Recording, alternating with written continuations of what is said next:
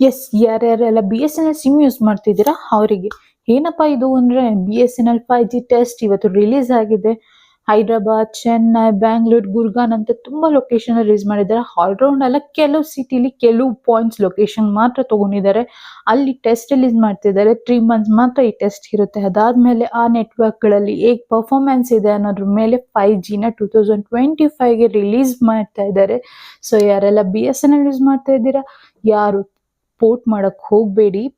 ಇನ್ನ ಯಾರು ಪೋರ್ಟ್ ಮಾಡ್ದಲೆ ಹಾಗೆ ಇಟ್ಕೊಂಡಿದ್ದೀರಾ ಅವ್ರಿಗೆಲ್ಲ ಗುಡ್ ನ್ಯೂಸ್ ಇದು. ಸೊ 5G ಇನ್ನೇನು ಜಸ್ಟ್ 6 ಮಂತ್ ಇದೆ ಅಷ್ಟೇ ನಿಮ್ ಕೈಲಿ. ಒಳ್ಳೆ ಆಫರ್ ಅಲ್ಲಿ ಬರ್ತಿದೆ. ಸೊ ಯಾರೆಲ್ಲ ಪೋರ್ಟ್ಗೆ ಹೋಗ್ಬೇಕು ಅಂತ ಇದ್ದೀರಾ ಅವರೆಲ್ಲ 6 ಮಂತ್ಸ್ ವರ್ಗು ವೆಯ್ಟ್ ಮಾಡಿ, ಆಮೇಲೆ 1 ಇಯರ್ ಪ್ಯಾಕ್ ಹಾಕ್ಸ್ಕೊಳ್ವಂತೆ. ಇದು ಗುಡ್ ನ್ಯೂಸ್ ಅಲ್ಲ BSNL ಅವ್ರಿಗೆ. ಮತ್ತೆ ಯಾಕೆ ತಡ, ಈಗಲೇ BSNL ಪೋರ್ಟ್ ಮಾಡಬೇಕು ಅಂದ್ಕೊಂಡಿರೋರೆಲ್ಲ 6 ಮಂತ್ ವೆಯ್ಟ್ ಮಾಡಿ. ನಿಮ್ಗೆ ಒಳ್ಳೆ ಪ್ಯಾಕೇಜ್ ಅಲ್ಲಿ ಒಳ್ಳೆ ಸಿಮ್